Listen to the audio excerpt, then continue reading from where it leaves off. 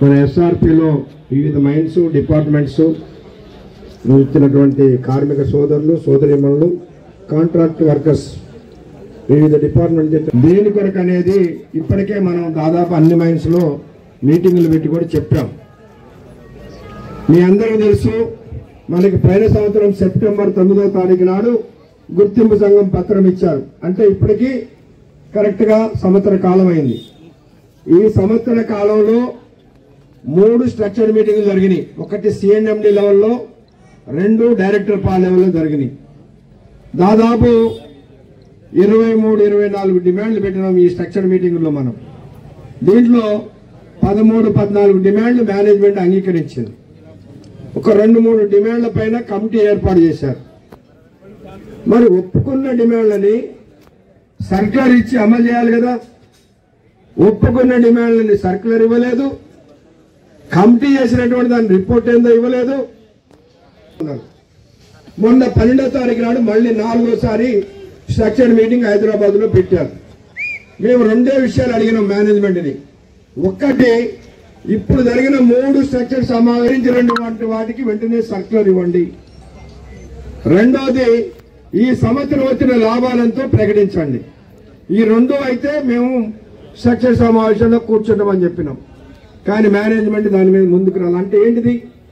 ఒప్పుకున్నవి కూడా మీరు అమలు చేయడం లేదంటే, లేదా మీరు ఈ డబ్బులు ఎంత వచ్చినాయో ప్రకటన చేయటం లేదంటే దీని వెనుక కుట్ర ఉన్నదా లేదా ఆలోచించండి మీరు. దీని వెనుక యాజమాన్యం కుట్ర ఉన్నది కాబట్టి ఇవాళ మనం సింగరేణి వ్యాప్తంగా అన్ని జనరల్ మేనేజర్ ఆఫీసు ముట్టడి చేసి ధర్నా చేస్తా ఉన్నాం. మీరు అనొచ్చు, మరి ధర్నాతోటే మేనేజ్మెంట్ దిగిరాకపోతే అని. ఈ మేనేజ్మెంట్ కనుక ఈ ధర్నాతో దిగిరాకపోతే తప్పనిసరిగా సమ్మె సిద్ధం, సమ్మె చేద్దాం.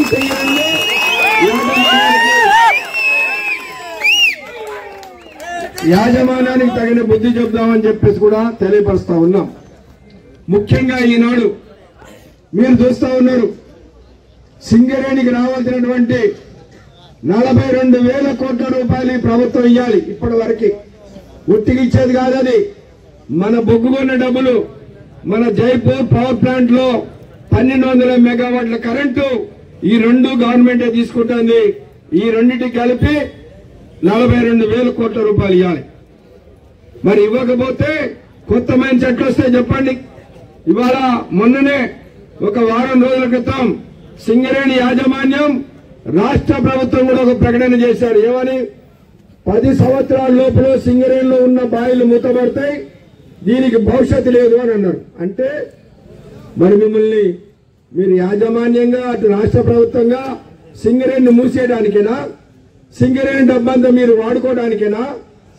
కొత్త బాయిలు ఎందుకు రావడం లేదు? ఈ 42,000 కోట్ల రూపాయలు వస్తే తాడిచర్లో మైన్ తీయొచ్చు కదా, లేదా మనకి భూపాలపల్లిలో వెంకటాపూర్ దగ్గర పివి నారాయణరావు మైన్ తీయొచ్చు కదా, లేదా అంటే ఇంకా మనకి 2 మైన్స్ ఎల్లందుది సత్తుపల్లిది మనకే రావాలి. అవి ప్రైవేట్ వాళ్ళకి అప్పుడు ఇచ్చారు, వాళ్ళు 5 సంవత్సరాలు తీయలేకపోతున్నారు. దాన్ని రద్దు చేసి మనం తీసుకుంటే అవి ఒక 4 మైన్స్ వచ్చి మన దగ్గర శ్రావణపల్లి 5 మైన్స్ వస్తే ఇంకొక 15-20 సంవత్సరాలు సింగరేణి డోకా లేకుండా నడుస్తుంది కదా. మీకు తెలియదు ఆ విషయం? ఎందుకు మీరు అంటున్నారు? ఇప్పుడు మీరు డబ్బులు ఇవ్వాల్సి వస్తుంది కాబట్టి దీన్ని మూసేద్దామనే ప్రయత్నాలు మీరున్నారా? ఆనాడు టీఆర్ఎస్ గవర్నమెంట్ ఉన్నప్పుడు మీకు తెలుసు, 2014 కంటే ముందు ఏ గవర్నమెంట్ ఉన్నా సింగరేణి డబ్బు వాడుకోలేదు. రాజశేఖర రెడ్డి ముఖ్యమంత్రి ఉన్నా వాడుకోలేదు, చంద్రబాబు నాయుడు ముఖ్యమంత్రి ఉన్నా వాడుకోలేదు, రోషే ఉన్నా వాడుకోలేదు, ఎన్టీ రామారావు ఉన్నప్పుడు వాడుకోలేదు, ఎప్పుడు వాడుకోలేదు. మన బొగ్గు డబ్బులు, మన కరెంటు డబ్బులు ఎప్పటికప్పుడు మనకి ఇచ్చారు. అది కేసీఆర్ అలవాటు చేసిండు. కేసీఆర్ దిగిపోయే నాటికి 19,000 కోట్ల రూపాయలు సింగరేణికి బాకీ ఉన్నది. ఆయన బట్టి గారు ఇప్పుడు ఆర్థిక శాఖ మంత్రి ఉన్నారు కదా, ఆయన ఈ ప్రాంతంలో ఎలక్షన్ల కంటే 4-5 నెలల ముందు వచ్చి పాదయాత్ర చేసిండు. అసెంబ్లీ ఎన్నికల కంటే ముందు పాదయాత్ర చేస్తే ఇదే ఇందారం దగ్గర మేము ఆయన్ని కలిసినాం. కలిసి సార్ సింగరేణికి 19,000 కోట్ల రూపాయలు ఇవ్వాలి, గవర్నమెంట్ ఇస్తలేదు, సింగరేణి నష్టపోయే ప్రమాదం వచ్చిందంటే ఆయన వెంటనే మంచిర్యాల పోయి అక్కడ ప్రెస్ మీట్ పెట్టి ఈ తెలంగాణ టీఆర్ఎస్ గవర్నమెంట్ అన్యాయం చేస్తుంది, సింగరేణి డబ్బులు వెంటనే ఇవ్వాలని స్టేట్మెంట్ ఇచ్చిండు. ఆ తర్వాత ఎలక్షన్లు జరిగినాయి. 4-5 నెలలకే ఆ గవర్నమెంట్ పోయింది, ఈ గవర్నమెంట్ వచ్చింది. ఈ గవర్నమెంట్ వచ్చిన తర్వాత మళ్ళీ మేము స్వయంగా పోయి ఇదే భట్టి గారిని ఆర్థిక శాఖ మంత్రిని కలిసినాం. కలిసి సార్ సింగరేణికి 19,000 కోట్లు ఇవ్వాలి ఈ గవర్నమెంట్ గతంలో. ఇవాళ సింగరేణిలో అసలు కొత్త బాయలు తీయడానికి లేవు, డబ్బు వస్తువులు కొనడానికి పరికరాలు కొనడానికి లేవు. మీరు దాన్ని చేయాలంటే ఆయన కోపం వచ్చింది. ఆయన అన్నాడు కేసీఆర్ 6 లక్షల కోట్ల రూపాయలు అప్పు చేసిపోయిండు, అసలు ఈ గవర్నమెంట్ ఎట్లా నడపాలో నాకే అర్థం కావడం లేదు, మీరు వచ్చారు సింగరేణి డబ్బు అంటున్నారు అని అన్నాడు. మేమన్నాం వాస్తవమే, కేసీఆర్ 6 లక్షలు చేసిండో 7 లక్షలు చేసిండో అప్పు చేసిపోయిండు, కానీ మీరు గవర్నమెంట్ అయితే నడపాలి కదా, మరి మేము సింగరేణి నడుపుకోవద్దా? కాబట్టి మా 19,000 కోట్లలో ఒకేసారి కాకపోయినా వాయిదాల పద్ధతిలో ట్యాప్కి 3,000 కోట్లు 4,000 కోట్లు ఇవ్వండి అని అన్నాం. మంచిది, నేను కేబినెట్ లో మాట్లాడతా, ముఖ్యమంత్రి గారితో మాట్లాడతా, మేము పరిష్కారం చేస్తా అన్నాడు. మంచిదని దండం పెట్టి వచ్చినాం. ఇప్పుడు చూస్తే ఏమైందంటే ఆ 19,000 కోట్లు రాకపోగా ఇంకొక 23,000 కోట్ల దాకా ఈయన అప్పు చేశారు. మొత్తం 42,000 కోట్లు అయింది ఇప్పటికి. మరి ఎవరు ఇవ్వాలి డబ్బు? మరి ఇవ్వకపోతే ఎట్లా నడపాలి సింగరేణి? ఇవాళ మీరు బాయిల్లో చూస్తున్నారు, ఏం పరికరాలు వస్తున్నాయి, నాసిరకం పరికరాలు వస్తున్నాయి. ఎందుకు వస్తున్నాయి? మంచి ఎందుకు రావడం లేదు? మన దగ్గర డబ్బులుంటే క్యాష్ పెట్టుకుంటే మంచి ఇస్తాడు, ఎవడన్నా అప్పు అంటే అటువంటి ఇస్తాడు. మనం కూడా షావుకారు దగ్గరికి పోతాం, అప్పు అనుకో వాడు 2వ సరుకు ఇస్తాడు, మనకి పైసలు అనుకో మనకి ఒరిజినల్ సరుకు ఇస్తాడు. ఎవరైనా అంతే. ఇప్పుడు మనమే ఉన్నాం, మన జేబులో డబ్బులు ఉన్నాయనుకో మంచిర్యాల పోయి ఏం బట్టలు కొంటామయ్యా? బ్రాండెడ్ బట్టలు తీస్తాం. పైసలు లేవనుకో ఏం బట్టలు కొంటాం? 150 200 వచ్చే ఫుట్పాత్ సరుకు కొనుక్కొచ్చుకుంటాం. అదే ఇప్పుడు ఫుట్పాత్ సరుకులు కొనుక్కొస్తున్నారు. ఏం బూట్లు చెప్పండి మీకు? మనం వేసుకునే బూట్లు, మనం పైసారి గుర్తింపు సంఘం ఉన్నప్పుడు ఏం బూట్లు వాడినాం మీకు గుర్తులేదా? బాటా షూ 2 సంవత్సరాలలో చెక్కు జరగలేదు బూట్లు. ఇవాళ 2 నెలలు 3 నెలలు కూడా ఉండట్లేదు. ఏంటిదంటే అవి కొంటానికి డబ్బు లేదు కాబట్టి ఇవి కొంటున్నారు. ప్రతి వస్తువు అంతే నాసిరకమే. ఇవాళ ఓపెన్ కాస్ట్లో అయితే డంపర్లు లేవు, డోజర్లు లేవు, గ్రేడర్లు లేవు. పైసలు లేక కొనకపోతే, ఆ పాతవాడితో నడవకపోతే, ప్రొడక్షన్ రాకపోతే మేనేజ్మెంట్ ఏమంటది? కాంట్రాక్టర్ అంత తీస్తాడు, మీరెందుకు తీస్తలేరు అని అంటాడు. వాడిది కొత్త పరికరం కాబట్టి, కొత్త యంత్రాలు కాబట్టి తీస్తాడు. మాకు కూడా తీసుకురా, మేము తీయకపోతే అడుగు. ఇప్పుడు ఎస్డిఎల్స్ ఉన్నాయి, 10 సంవత్సరాల ఎస్డిఎల్ కొన్న ఈ కంపెనీ. మనం వచ్చిన గొడవ పెడితే పోయిన సంవత్సరం కొన్నారు, కొన్ని బాయికి 3-4 ఇచ్చిండ్రు. అవి ఎట్లా నడుస్తున్నాయి, పాత ఎట్లా నడుస్తున్నాయి మీరు చెప్పండి? పాత రోజు రిపేర్లేనా? కాబట్టి ఏదన్నా మన సింగరేణికి రావాల్సిన డబ్బు ఇస్తే మనం కొత్త బాయిలు తీసుకుంటాం, పరికరాలు కొనుక్కుంటాం. ఇవాళ ఏం సింగరేణిలో చేతగానోళ్ళం లేవు, కార్మికులు కానీ సూపర్వైజర్లైనా అధికారులైనా మనందరం బ్రహ్మాండంగా చేయగలిగినట్టు వాళ్ళు ఉన్నాం.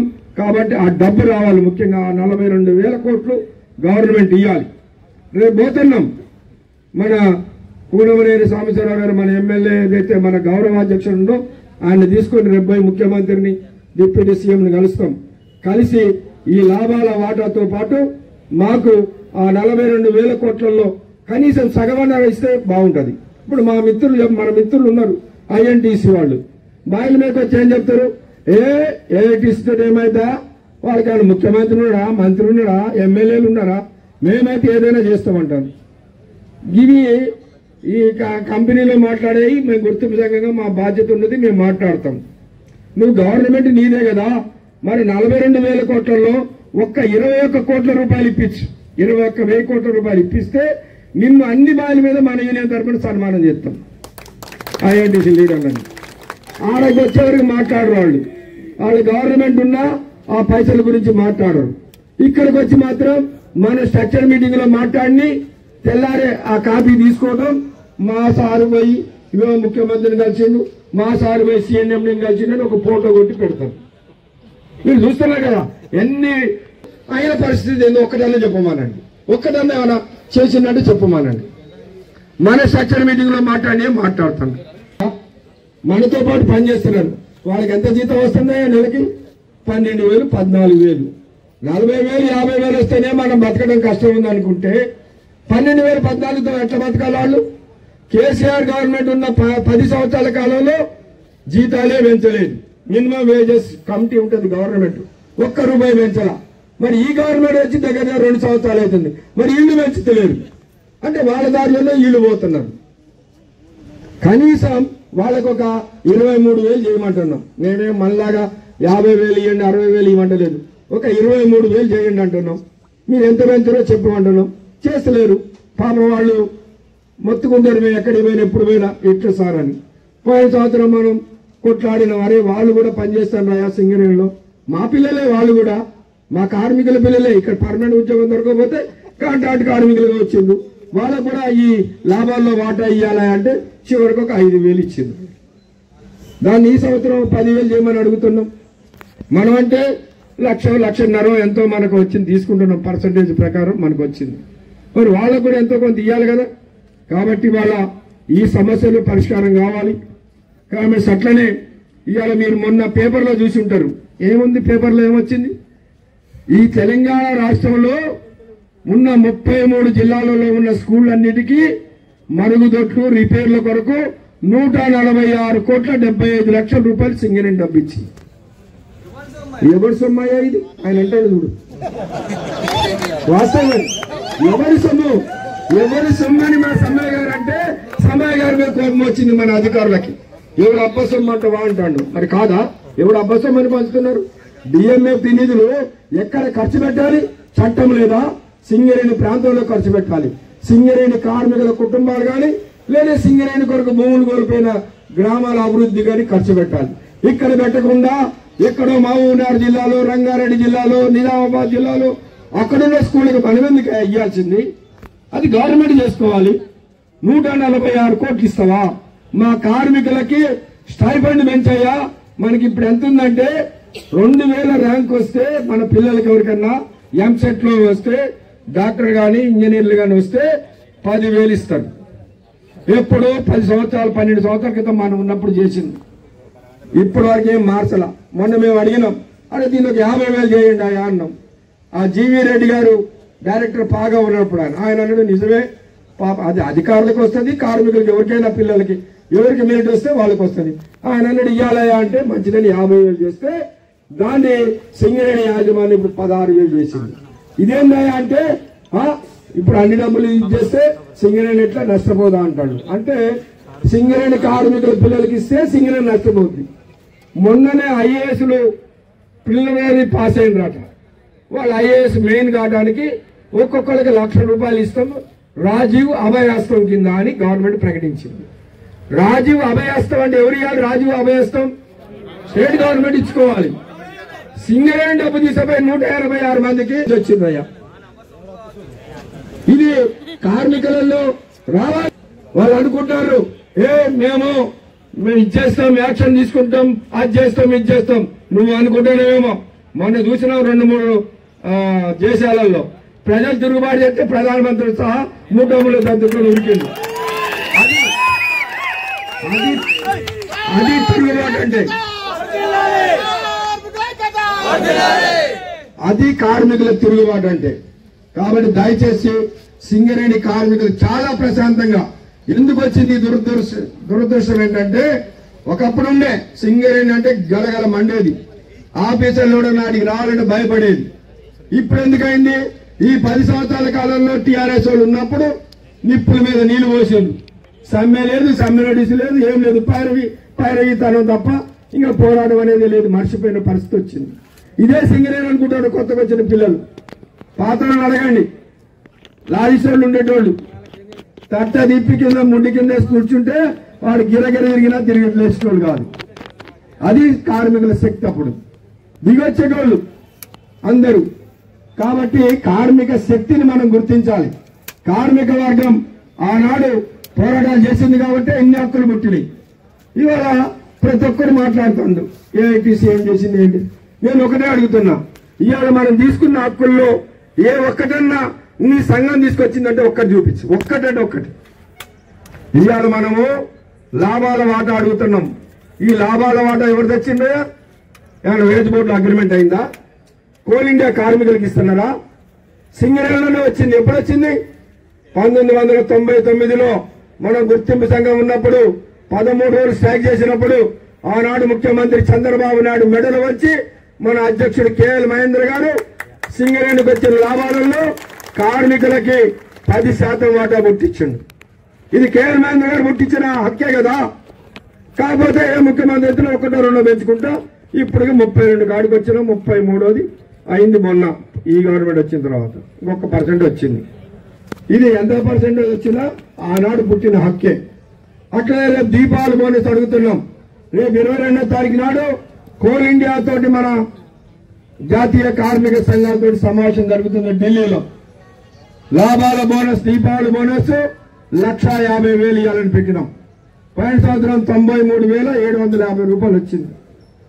దాన్ని ఈసారి ఖచ్చితంగా 1,00,000 కంటే పైన వచ్చేటట్టుగా సాధించడం కొరకు మన యూనియన్ కృషి చేస్తుంది. తప్పనిసరిగా లాభాల బోనస్ ఇది ఎట్లా పుట్టిందో కూడా మీకు తెలియాలి.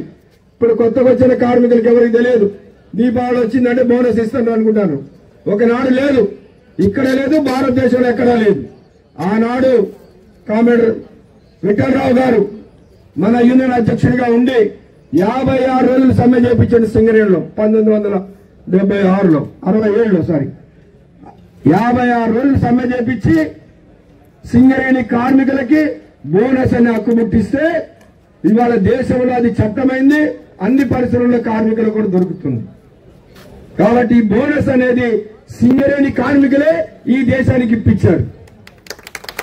సింగరేణి కాబట్టి ఆ బోనస్ పుట్టింది ఆనాడు. అట్లనే ఇవాళ మనకి పెన్షన్ వస్తుంది.